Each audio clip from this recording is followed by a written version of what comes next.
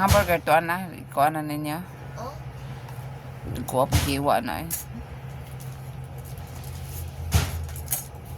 Paano kung yung mga inasal?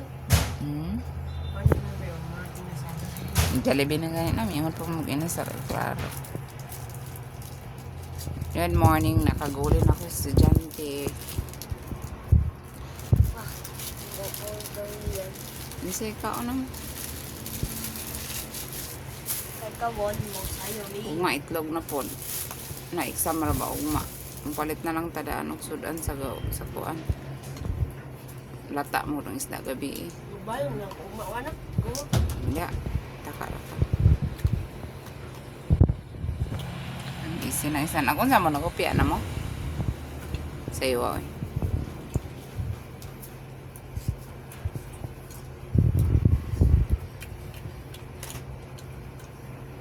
Banat kaon.